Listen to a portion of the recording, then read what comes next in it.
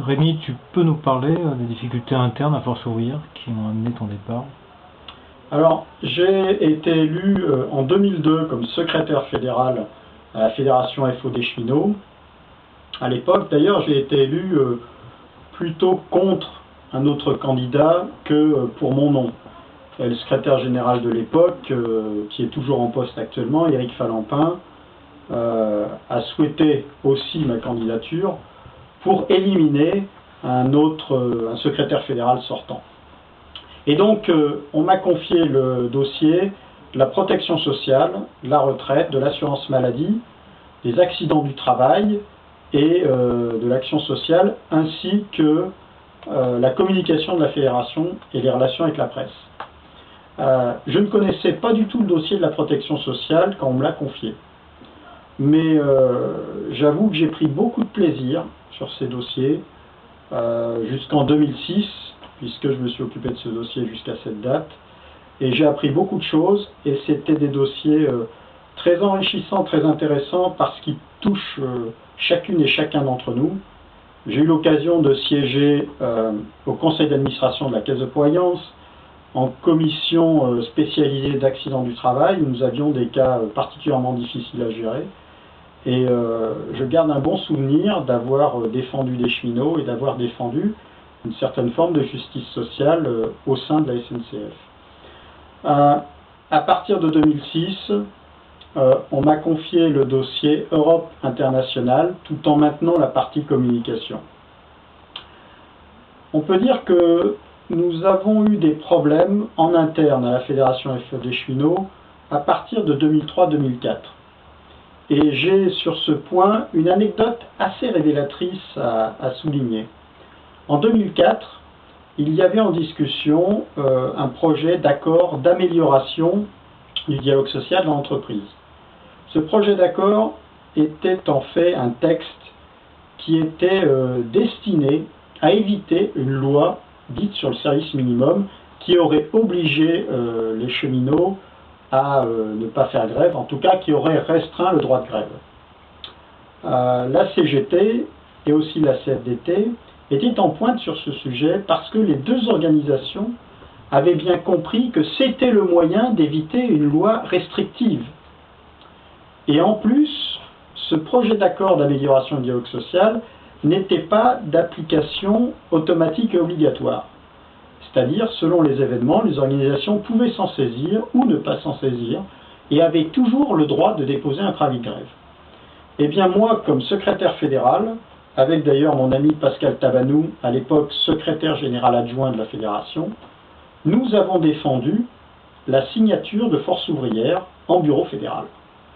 Et il se trouve que durant le débat, nous avons été agressés verbalement, notamment par un camarade de l'organisation qui est devenu depuis secrétaire général adjoint de FO Cheminot de Nantes, qui a comparé les collègues qui défendaient la signature à cet accord comme ceux qui soutenaient par le passé la charte du travail édictée par le maréchal Pétain sous la dictature du même nom. En clair, que parce que nous acceptions la signature de FO sur un accord qui était d'application facultative, nous étions des pétainistes. Et bien là, on peut dire, ce fut pour moi un premier point de rupture. Je l'ai longtemps reproché, je n'ai pas de rancune, mais j'ai beaucoup de mémoire. Et en tant que militant syndicaliste, associatif, militant républicain, j'ai été scandalisé par cette déclaration qui n'a pas fait remuer beaucoup de membres du bureau fédéral, ni le secrétaire général de l'organisation, Éric Falampin. J'ai considéré que là, les bornes avaient déjà été dépassées.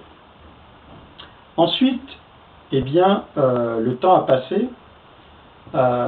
Mon ami Pascal Tabanou, le numéro 2 de l'organisation, a quitté parce qu'il sentait bien la prise de contrôle progressive, mais bien réelle, d'un groupe politique d'extrême gauche qui s'appelait le Parti des Travailleurs et aujourd'hui le POI, qui manifestement entendait contrôler l'appareil syndical Force Ouvrière chez les cheminots.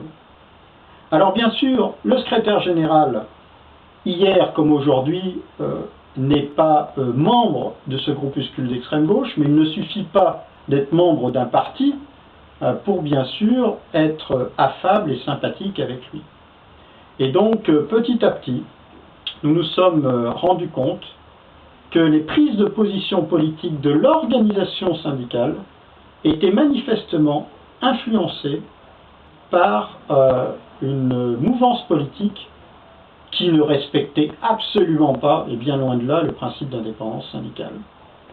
J'ai un deuxième exemple particulièrement frappant, c'était lors de la discussion de l'accord CER, Patronat ferroviaire européen, et ETF, Fédération européenne des transports, côté salarié.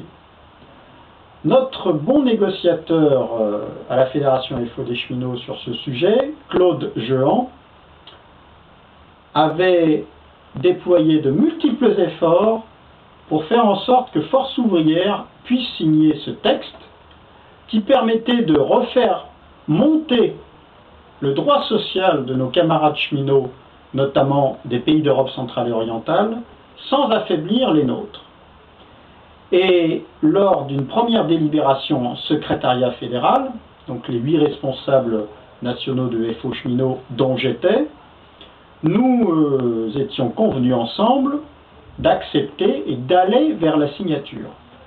Nous avions eu un premier débat en bureau fédéral, premier débat qui avait été manifestement plutôt positif, malgré l'intervention de quelques responsables de région, manifestement influencés par cette mouvance d'extrême gauche. Et puis, alors que nous sentions cette signature plutôt positivement, il y a eu un dimanche, nous avons appris qu'un dimanche, eh bien, le responsable des agents de conduite, de notre union des agents de conduite, avait été complètement renversé en quelque sorte dans l'idée de la signature et avait changé son fusil d'épaule, ce qui avait influencé directement le positionnement du secrétaire général de la fédération, Éric Falampin, et de certains de ses amis au secrétariat fédéral. C'est-à-dire, en clair, on a bien compris que l'indépendance syndicale n'était plus qu'un slogan. Et donc, nous avons refusé, en fin de compte, de signer cet accord CER-ETF. Mais l'ironie de l'histoire, c'est que depuis 2 ans, la Fédération FO des cheminots utilise l'accord CER-ETF qu'elle n'a pas signé pour protéger les droits des cheminots français et les droits des autres cheminots partout en Europe. Alors, ensuite, il y a une dégradation, bien entendu, des rapports syndicaux et amicaux au sein de la Fédération FO des cheminots. Assez ironiquement, nous avons proposé au secrétaire général de FO cheminots, avec un autre camarade secrétaire fédéral, d'animer une mouvance plutôt socialisante pour montrer notre point de vue par rapport à ce qui ressemblait à une sphère d'influence manifeste de l'extrême gauche trotskiste. Et il se trouve que, alors que cette proposition était empreinte d'une ironie assez importante pour des militants comme nous qui voulions concrétiser l'indépendance syndicale, y compris par rapport aux idées politiques, eh bien, le secrétaire de la fédération a dit qu'il n'autoriserait pas la création d'une tendance, en quelque sorte, non trotskiste au sein du secrétariat fédéral et du bureau fédéral de Force ouvrière. En fin de compte, l'indépendance syndicale, c'était valable pour tout le monde, mais surtout pour ceux qui ne faisaient pas partie de la mouvance trotskiste. Alors, c'est devenu particulièrement difficile à vivre, et même si j'ai été assistant à la Confédération au secteur Europe international, où j'ai connu aussi dans ce secteur des difficultés relationnelles politiques avec d'autres secteurs confédéraux qui étaient influencés par cette même mouvance, eh bien j'ai constaté au quotidien que la situation devenait de plus en plus difficile.